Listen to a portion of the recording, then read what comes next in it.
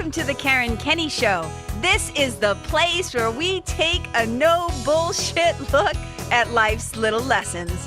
Here, together, we find the spiritual glory in even the most wicked hard story. This is a journey from fear back to love and how we can find our greatest strength and happiness in some of the most unlikely places. I believe that if you're willing to change your mind, you can totally change your life. So, are you ready to rewrite your story and choose to live free? Let's do this.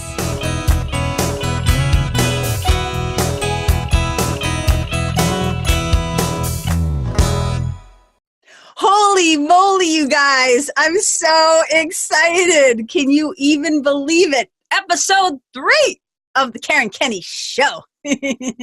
I'm so jazzed to be here, you guys. And your support of the last 2 episodes has been amazing. You've been warming my heart. Thank you so much for tuning in, for sharing part of your day with me. Makes me wicked happy.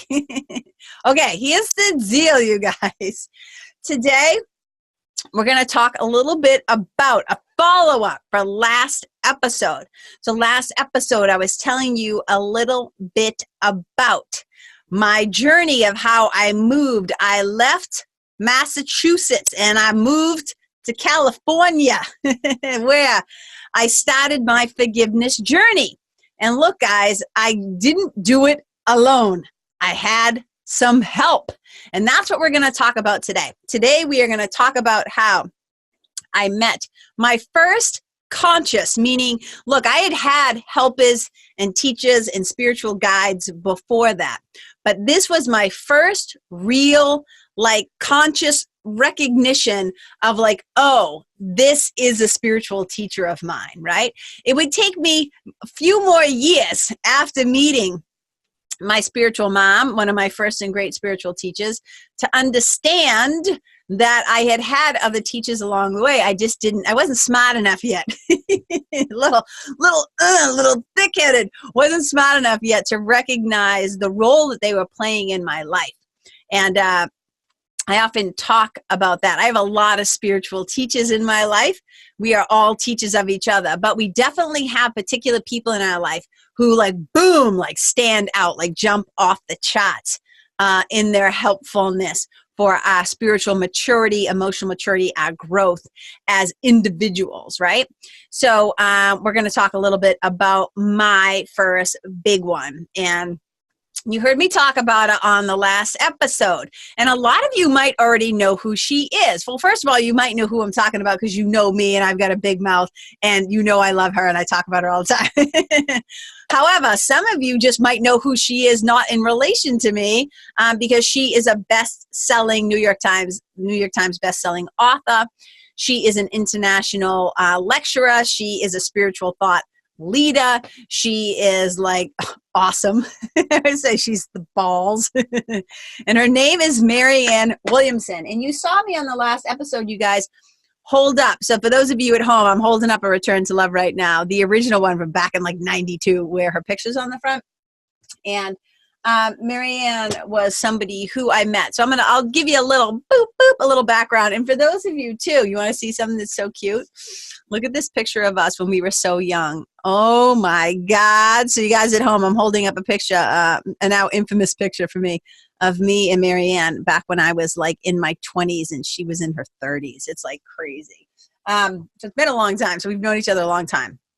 But so if you remember, if you listened to episode 2, and if you didn't, go back and check out that sucker, will you? Go back and check it out because I talked a little bit about how I started my forgiveness journey, some of the things that I found helpful, and now we're here. And look, we have a wicked long time together, meaning my plan is to continue to do this podcast for a long time. So there'll be a lot of storytelling because God knows it's my favorite thing to do is to tell stories, not just my own. I love to tell, obviously, stories just in general because it's a blast. And I also love to hear wicked good stories. And so some of the guests that I'm going to have on the show, next week's episode, you guys, oh my God, it's going to be so good. I'm so jazzed. My brother from another mother is coming on the show, and I'll tell you a little bit about him at the end of this episode. Okay. So whoop, and we're back talking about Marianne Williamson and how it came to be that she became my teacher. So if you remember in my last episode, I was talking about how I went into that bookstore and then that crazy shit happened where Marianne's book just literally fell off the shelf at my feet. Nobody else in the aisle. That stuff was some divine intervention right there. It was like, let's help this chick. Let's help her to get a grip. Let's send her a little ambassador of love in the form of a book. That book fell at my feet. This book, Return to Love, right here, literally fell at my feet. Nobody else there. So that was like a little, what I would call magic, what a lot of people might call a miracle. So in A Course in Miracles, you know, like we call miracles a shift in your mind from fear to love. There has been a shift in your perception. Okay. That's the real miracle, changing your mind. As far as like Jesus walking on water, turning water into wine, feeding everybody, you know, with the poor dead fish. That's more like what I would call magic now, right? So there's a lot of magic stuff, and I'm doing air quotes for those of you who know, a lot of magic stuff that happens here in this world, in the illusion, as we call it, the dream, A Course in Miracles calls it. But this is some miraculous shit when you can change your mind, right? So when I got her book, and I read that sucker and it literally changed my life. And then I became a longtime student of A Course in Miracles. And like I said, Course in Miracles, I'll hold that book up real quick for those of you who don't know what it is, just so you get a gander at it. It's like a 1,200 page book. Boop, boop. Very powerful, life changer too for me. Found it wicked helpful. Continue to find it wicked helpful even after 26 years. So, okay, so here's the thing. So I was digging what Marianne was saying. I was picking up what she was putting down in A Return to Love. And I found out that she did weekly lectures in LA. And unfortunately, I was broke. I was poor. I had a really cool job at the time. I worked at the largest movie theater at the time in the world. It was an 18 screen Cineplex up at Universal City Walk. And I was a manager up there. So that is a story for another day. Man, do I have a story about that. So that's a story. I have a bunch of stories about that, but those are stories for another day. So that's where I was working. And like, look, it was cheap money, right? I was not getting rich off it. I certainly didn't have enough money to buy a car or to do anything. So I was there and I would be like, oh my God, she has these things in like at the Saban Theater or downtown LA or wherever they were happening at the time. And I just really couldn't afford to go or to get there. So I kind of just, from afar, I would just be like, oh, I knew she was out there. And I knew that I wanted to meet her. Like it was on my bucket list. Her book, no joke, literally changed my life. Got me to start thinking in a new way, to looking at myself not as a victim, but I had choices and that I could choose a different teacher. Like A Course in Miracles is a pretty in-depth, and I will, it's not for the faint of heart. It's pretty intense. I always say this, A Course in Miracles, the message of A Course in Miracles is wicked simple. It's really actually wicked simple, but it doesn't mean it's easy. And it certainly doesn't mean that it's easy to live it and to apply it. Because we can talk all day about what makes somebody a good yogi, what makes somebody a good Christian, what makes somebody, like we can talk about the Bible said this, or this book said that, or da-da. It's easy to be a theorist of faith traditions and religion, right? It's in Course in Miracles is not a religion. Let me just get that really fucking clear up front. Not a religion, you guys. It is what I always say. It is like spiritual psychotherapy. That's what I kind of say. It is a tool for helping you to train your mind to be in alignment with love, right? It is a tool to help you to learn how to forgive. To see yourself, your brothers and sisters, and the experience of this world differently, right?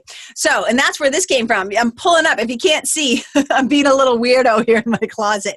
I have my Stop Playing Dumb.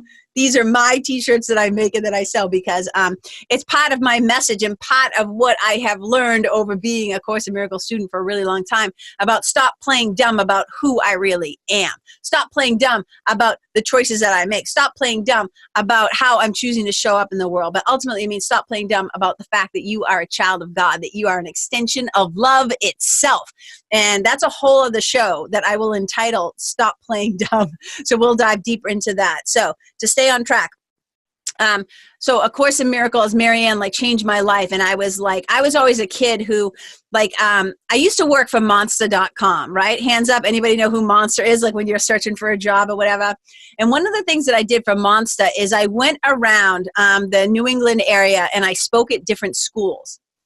And I would go into high schools and I would basically talk to kids about how to get better at knowing themselves. Amen.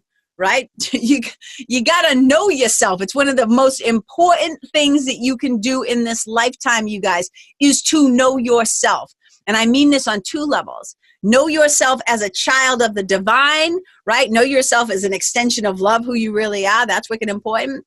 Know your true identity and purpose. That's wicked important. But also, to know yourself and how you show up in the world, like how you learn, how you sabotage, how you get in your own fucking way. You know what I'm saying? So that's all really helpful information. So I would go in and I would talk to high school students to help them to learn how they learn, to help them to learn, figure out how they actually learn and take in information so they can do better in school, in life, on their tests, in their relationships. Because if you don't know yourself, how can you actually have a relationship with somebody else? You kind of can't, right?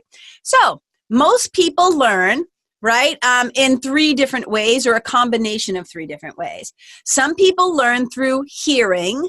So somebody could just tell them directions, this is what you do, and they're able to follow the directions just by listening, okay? Some people learn by seeing. Some people like to see the example written out for them on the board. They like to take notes so they can see their own handwriting so that they get the lesson twice. And some people are kinetic learners. They learn by doing. They like to get their hands on things, right? A lot of times kids who are really great at mechanics and building and shop and architecture and whatever, they're kids like artists. They like to get their hands in the mud. They like to get their hands dirty. They want to have a full body kinetic experience. So what I learned about myself is that I actually learn best with all three. I like to see it, I like to hear it, and I like to do it. I like to apply it. That's how something becomes real for me, right? So knowing that Marianne was doing these lectures, I couldn't wait to get my ass in the room because I knew that that's how I would actually learn more and more and more. I would learn better, as I like to say sometimes, right? I would learn better. So I was like, okay, get me in the room. And it took a while. It took a while until eventually I could afford to buy a car. And that is a story that I'm going to tell you sometime. So I got a car finally. And one of the first things I did with it is drive to a Marianne Williamson lecture. So I started to go to her weekly lectures and I would just sit in the audience and be like, holy shit.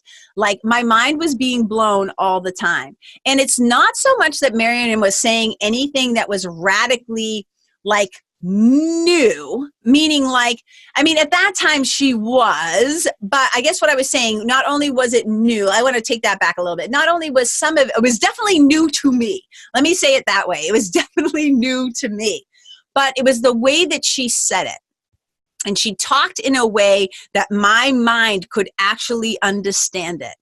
I could see her energy as she moved on the stage. I could see how calm she was at times in that meditative state. It was like full body experience, being able to hear her, to see her, to hold her books, like those things, right?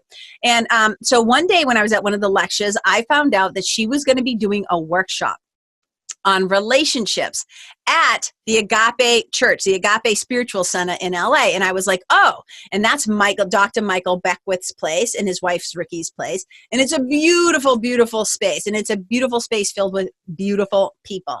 And I was like, I am going to this workshop on relationships because at the time I'm living in LA and I'm dating a magician. Okay, of course I am, because I'm living in LA and I'm dating a magician, and he was making me a little mental. Now, look, that's what I believed at the time.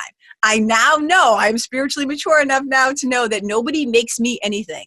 I was choosing to be mental. But back then I felt like Brenton's making me mental, and I'm going to go to this thing and I'm going to talk to her. Like I'm going to whatever, just have the experience and learn something about relationships because I need some help. Okay.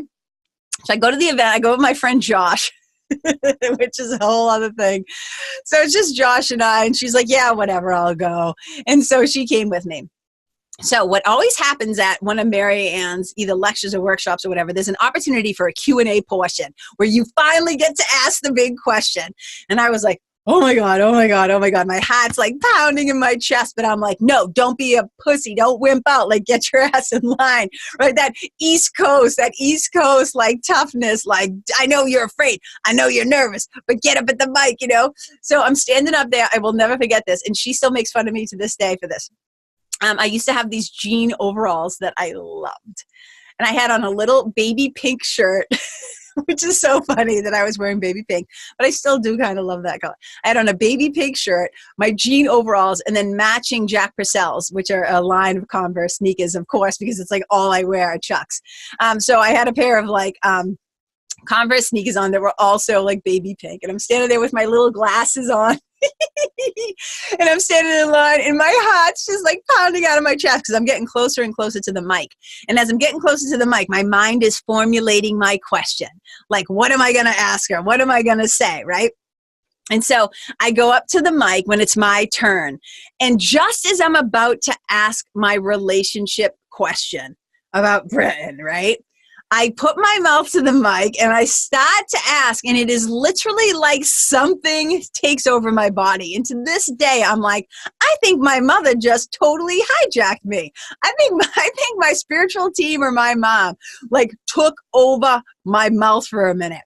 Because when I asked the question, instead of asking, remember, we're at a relationship workshop. And, you know, A Course in Miracles, remember, is all about peace of God through forgiveness. But you guys, it's not the kind of forgiveness that you and I think of as forgiveness. So the way that most of us are brought up and the way that most of us think about forgiveness is in a really kind of obnoxious, arrogant, condescending way, which is like, I'm going to be the bigger person. And I'm going to forgive you. I love doing voices. Okay, wait. I'm going to be the bigger person and I'm going to forgive you. Even though you don't deserve it, but I'm going to forgive you because I'm the bigger person. And that is not what A Course in Miracles is saying at all, okay? But so I'm at this point, remember, this is my forgiveness work, okay? Because my mom, remember, had been coming to me in dreams and saying, I have forgiven him, which is the man that killed her. Like, again, if you're popping in at episode 3, go back to 1 and 2 and listen so you'll know exactly what I'm talking about, okay? But so I go up to the mic, I lean in and I say, I'm kind of having a problem with this whole forgiveness thing. Like, I kind of don't get it or whatever. And she's like, and I always do impressions of Marianne. And she's like, darling, can you tell us a little bit more about what's going on? Like, what do you mean? Like, she needs a little more, like, to be able to help me. It's like, help me to help you, kid, right? So I say to her, I give her a tiny bit of a flash of a background. My mother was murdered when I was 12 by this guy and da-da-da-da-da. And now she's coming to me in dreams and she's saying to me, I have forgiven him and now it's your turn.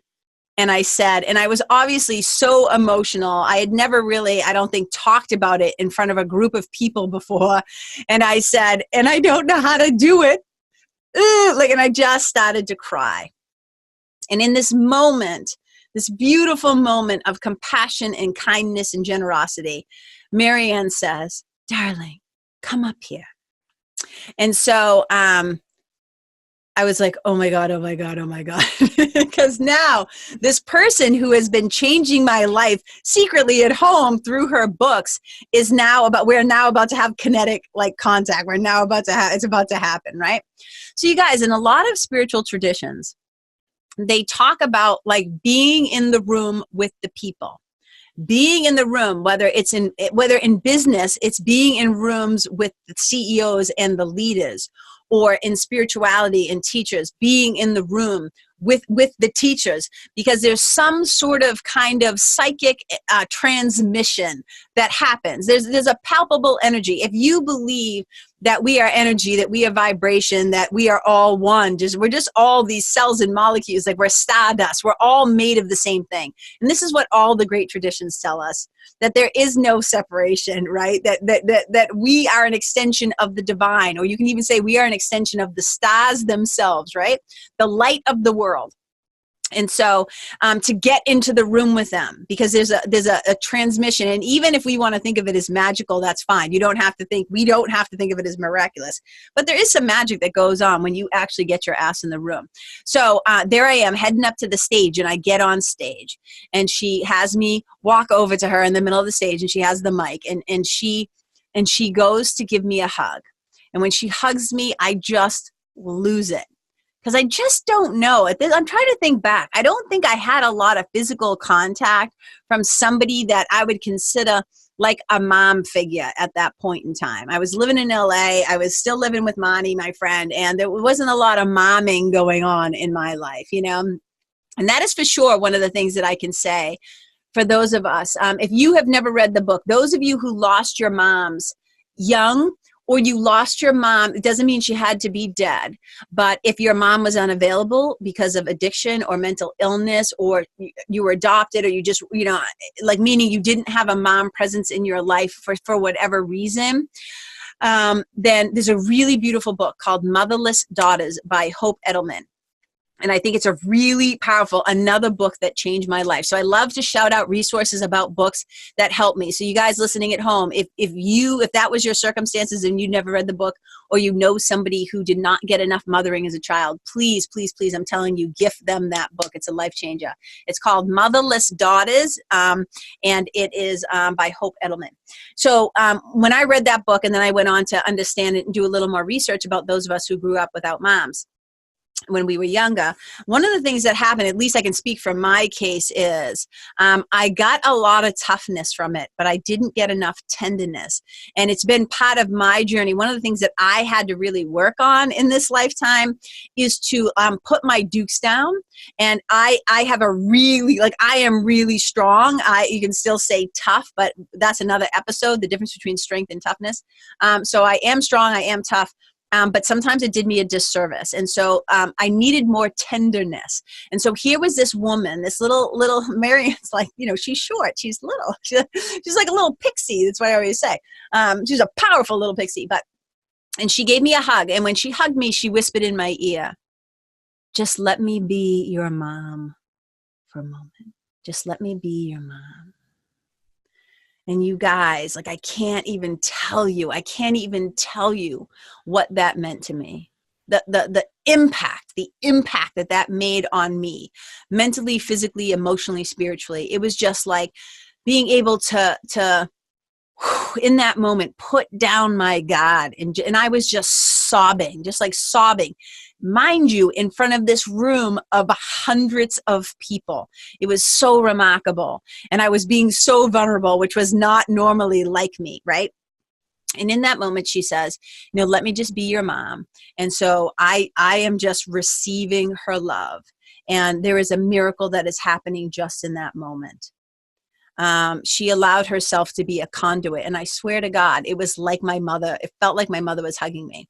And I often say this. I often say two of the most impactful. There have been very many powerful moments in my life. And thank God I have this podcast to tell all the stories about them, because storytelling is my favorite thing to do on the planet, if you can't tell.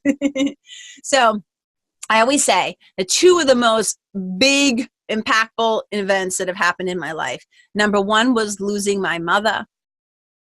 Number two was finding Marianne Williamson. And in that moment, it was just this incredible experience. So she says that, "Let me just be your mom for a moment." We have this incredible connection. And then she turns to the audience, talking about my experience of having violence, right? She asked me how my mother died, and I shared it with her. And Marianne is a listener like nobody's business. You guys, one of the greatest ways that we show love is to pay close attention. I talked about this on another episode. Henry James says, And I felt bad because I didn't give him credit on that last one because I couldn't remember his name at the moment. But I remember it now. Henry James says, try to be the kind of person upon whom nothing is lost. And that means it's a call to pay deep attention in a lot of ways. So in this moment, as I'm sharing, like my heart-wrenching, my gut-wrenching loss, and it's palpable. Like you can see how much suffering I have in that moment. Marianne turns to the audience and she said, who else here is struggling with this kind of a thing? Like you have a murder in your life. And up until that point, I hadn't really met anybody else. Well, besides obviously my own family members and stuff. There was one other person, and that changed. Once I was on that stage, that experience changed, because over time, I often jokingly say I became like a murder magnet, and I'll tell you that story another time. But in that moment, she said, any of you, and there were like 7 people in this room of hundreds of people. And she said, they raised their hands. She said, come down to the stage. And she came down to the stage. And then she did this really powerful thing for my benefit. Because my mother was murdered by a man, right? She said, I want all the men in the audience to stand up and basically to repeat after her. And Marianne does these powerful, powerful prayers, you guys. I've seen her do it where she has had a room full of Caucasian, Anglo, white people apologize to the African-American brothers and sisters in the room, like all of us brothers and sisters. I don't mean by race, but but the people in the room who are African-American, she had all the white people stand up, find somebody close to them, look at them, and to apologize, right, for what we've done. Marianne is really powerful at leading group experiences that lead to healing. And so in this case, she said, I want all the men in the room to apologize to all the women in the room. Not saying that they personally had done it, but on behalf of, right, any kind of violence, any kind of unkindness, or, whatever, power play, whatever that had happened. And it was so incredible, you guys. And the whole room was bawling.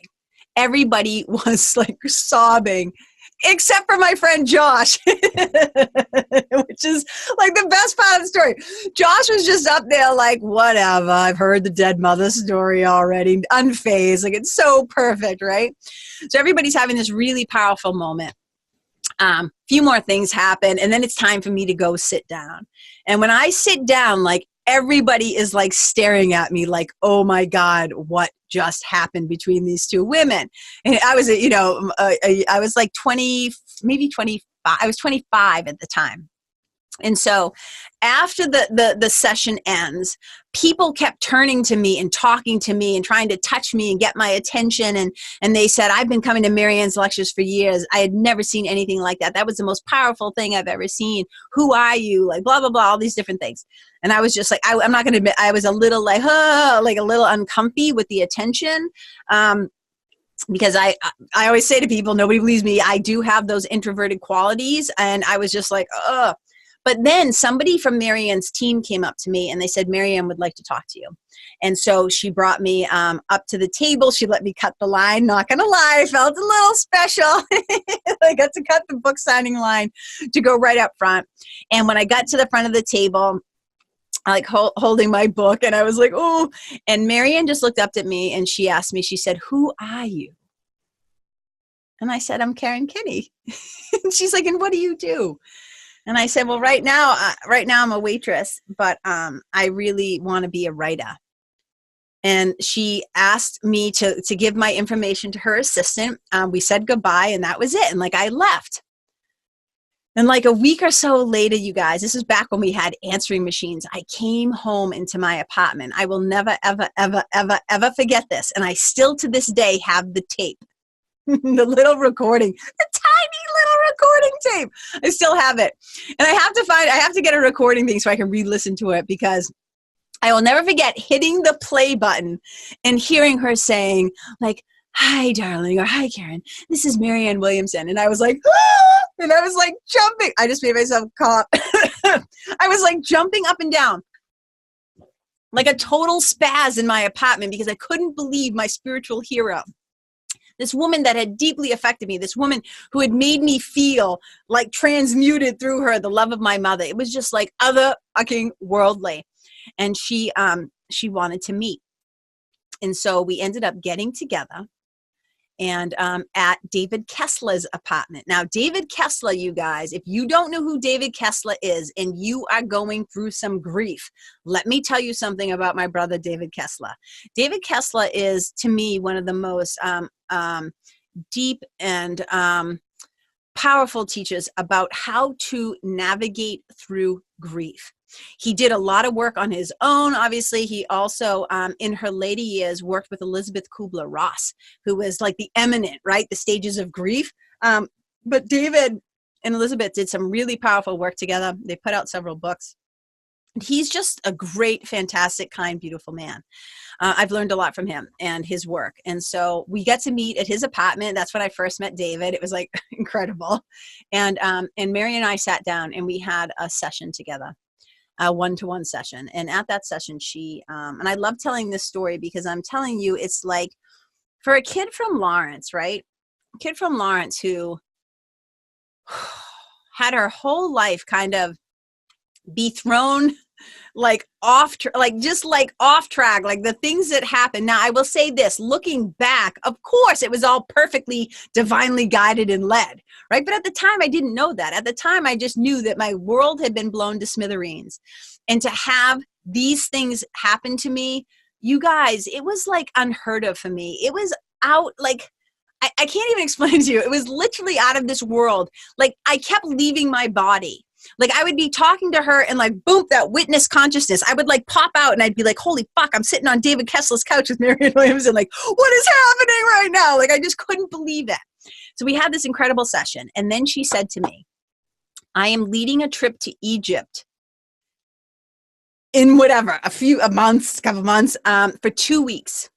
And I think you should come. And I was like, oh my God. So I'm going to speed it up. I go to Egypt. Our relationship deepens in Egypt. It is the most powerful experience ever. And I'm going to tell the story about Egypt another time. Of course I am. I say that every episode. Are you guys keeping track? I've promised you like 22 other stories. I'll tell the Egypt story another time. But this picture that I showed you in the beginning, right? You can see that she's wearing kind of like this long robe. You can see the top of it is very ornate. And it was black in person. And then this here was like a whitish or a goldish color. But we were on a boat. This was taken in Egypt. We are on a boat on the Nile where this picture is taken, you guys. And so I went to Egypt with her, and that was incredible story for another time. And then after Egypt, a few months later, we traveled to England and Ireland together. And that was unbelievable.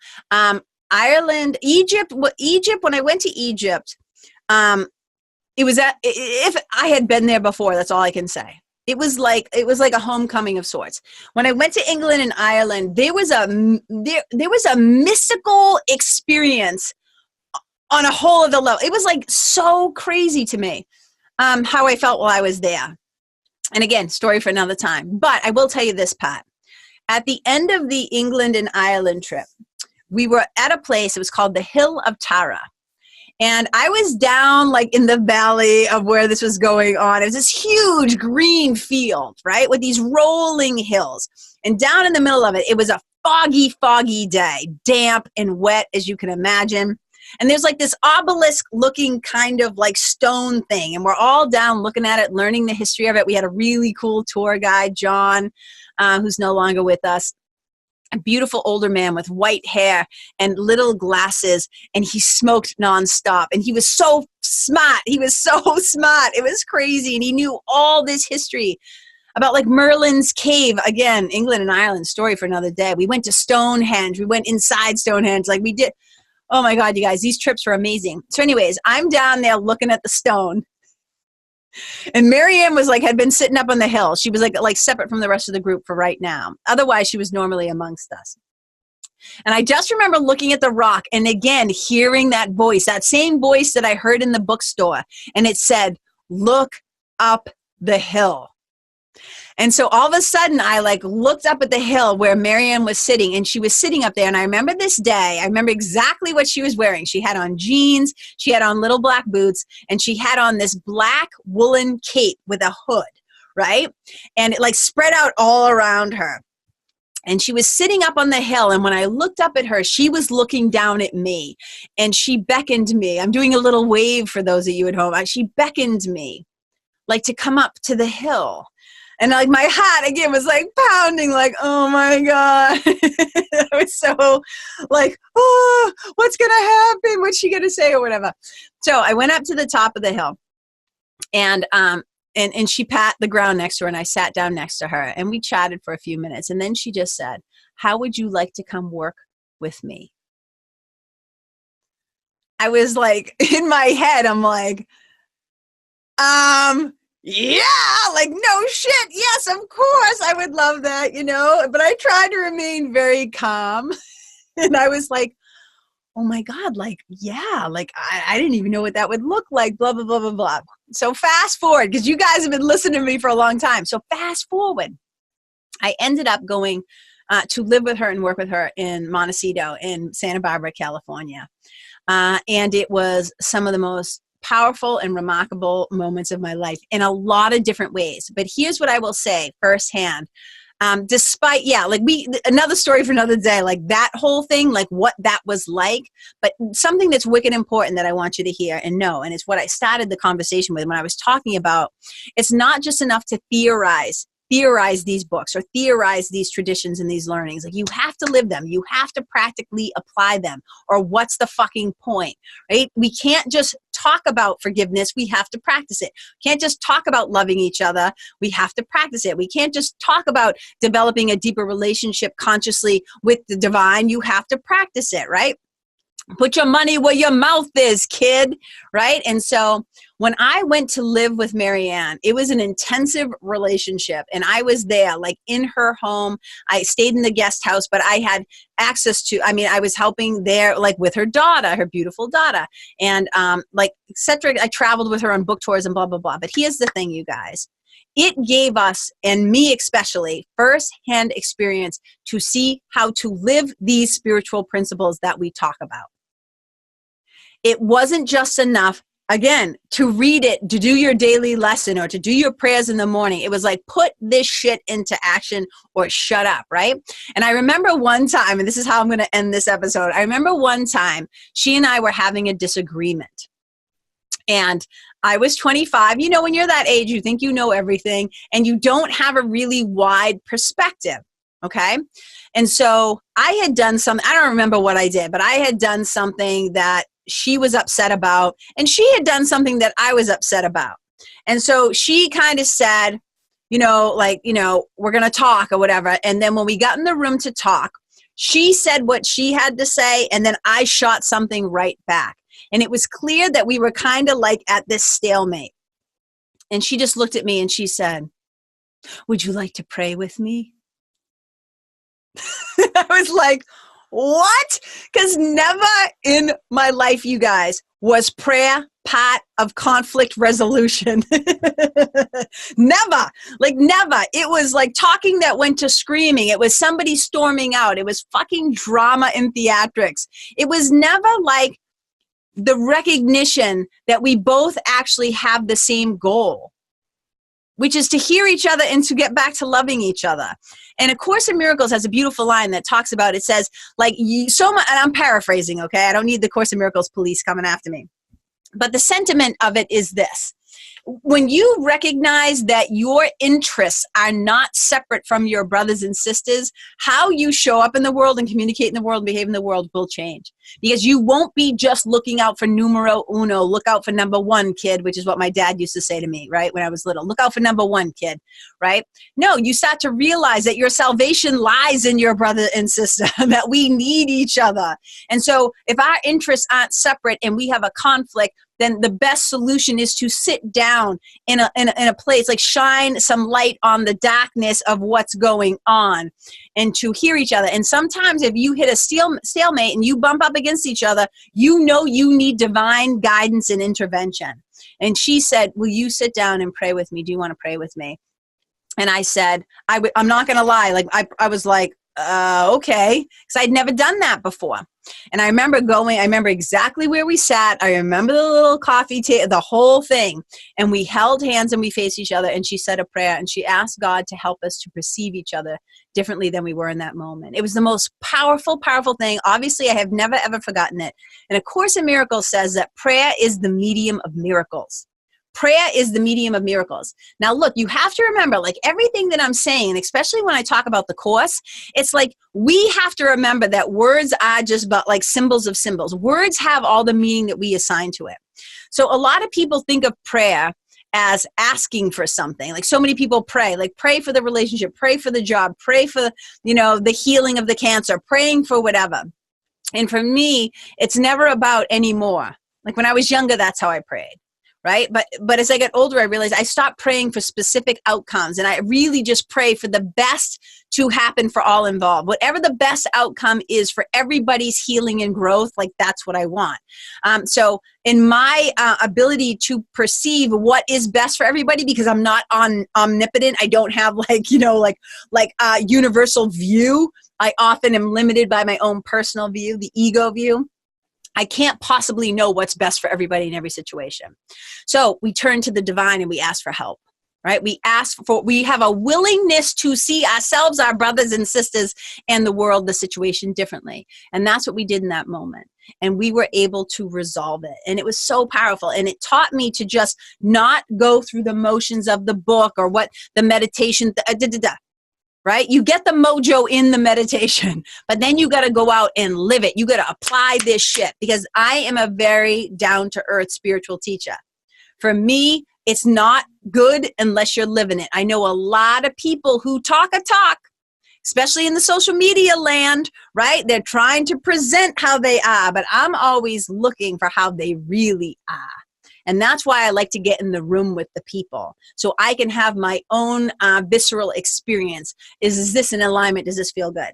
So Marianne really taught me in that moment to take these things that we learn about and to live it, to apply it, because that's how the miracle is going to happen.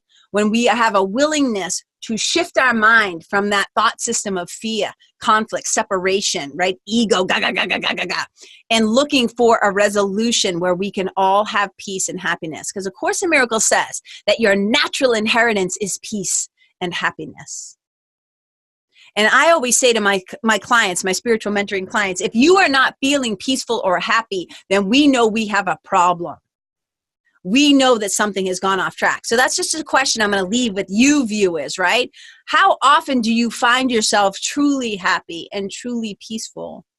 And if that's not more your norm, it doesn't mean you're going to walk around every day like an idiot with a smile on your face, like pouring, as Marianne says, pouring pink paint over everything and pretending like it's all okay. It's not about that. But if you're not experiencing like a kind of a deep sense of joy and a deep sense of happiness and a deep sense of peace, then we know that Houston, we've got a problem. And that's kind of where I come in with the work that I do. That's my ministry, and my mission is to help people to transform their story to the glory, to be able to train their mind to make a different choice. I can choose peace instead of this, and to bring them home back to God's love, to bring them home back to the truth of who they are. Stop playing dumb, right? Knowing who you are. And again, we'll go more in depth in that on another episode. So that is the story of how me and my spiritual mom, or my spiritual mom and I, for the grammar people, met each other. And she's been in my life ever since. And for those of you who don't know, here's what's wicked exciting. She is running for the Democratic nomination of president in 2020. She made her announcement in January, and I'm just so excited because the conversation that she's going to be bringing to the table about how to have the bottom line be love instead of greed. So important. So I'm wicked jazzed about that. And I know a lot of you are also big fans of hers. And I have never once taken for granted what a blessing it was. And I really believe that our relationship, she is, like, as I say, my spiritual mom. That relationship, I have no doubt, was the doing of my mom, Priscilla, Patty, right? Scylla. My mom's name was Priscilla. She hated it. So everybody called her Patty, except for one side of the family where they call her Scylla. So I just did that for whoever might be listening. I always say that I didn't get the mom that I wanted. And you can see her right behind me, for those of you at home, on my picture of her, me sitting in her lap as she reads me a book, like my favorite memory of all times, right? Practically. I would say I didn't get the mom that I wanted because I lost her too young when I was 12, but I did get a spiritual mom that I needed. And that in itself was miraculous. And it's just, I don't take it for granted, you guys. I am a person who is very, very aware of the blessings that have been bestowed upon me. And that blessing of meeting her, it changed the trajectory of my life. Losing my mother changed the trajectory of my life. Finding Marianne changed the trajectory of my life. And it has been a huge part of my journey, and it's now a part of the ministry, right? My mission, my ministry, my message, the movement, the work that I do in the world is because, these women, right? These women that I have been lucky enough in this lifetime to have. And so I came through my mom, and it's like she delivered me to the other moms and women in my life who took me under their wings in so many ways. So look, if you have a mom, a second mom, a woman who's like a mom to you, man, take that time to acknowledge them. And don't just send a text or pick up the phone and call. Or get in the room with them. You know what I'm saying? Get in the room with them, or send them a handwritten letter. It would mean the world to them. It's so important, you guys, that we tell the people we love that we love them while they're still here to hear it. Okay, that's what I got for you today. I hope you enjoyed. I feel like Mr. Rogers sometimes. Should I get a little sweaty, you guys, so we can hang out for story time? I hope something that I shared today was helpful. If you don't mind, you can hit me up somewhere on Facebook or Instagram or IG stories and let me know what part of this episode you liked the best, or what landed in you, what you found helpful or hopeful. I would love that. I love staying connected. You can head on over. You can find me at Karen Kenney, Kenney live. Karen Kenney Live. That's my handle. You can find me there. Please go to iTunes, subscribe so you can hear the rest of the stories that I've been promising you. And you guys, make sure, let me just finish up. When you go to iTunes, subscribe, leave a review. If you're feeling generous, if you're feeling kind of fun, and you want to say something nice, it would be so wicked helpful, because you guys helping me to keep the show alive and to spread the love. It's so important to me. I would love if you would help me to do that. Okay, now don't miss next episode. My friend, Jordan David Drains. He is a vegan bodybuilder. He has a story, you guys, that you are not going to believe. We're going to go there. We're going to go deep. We're going to talk about it. We're going to talk about the transformation of his story to his glory. We're going to talk about why we both became vegan and what that was about. We both have deeply personal stories about that. And I just can't wait to share it with you. So I see you. I celebrate you. I appreciate you. I love you. Wherever you go, may you be a blessing. Bye. Hey, you guys, thank you so much for tuning in to this episode of The Karen Kenney Show. I super duper appreciate your time, friendship, and support.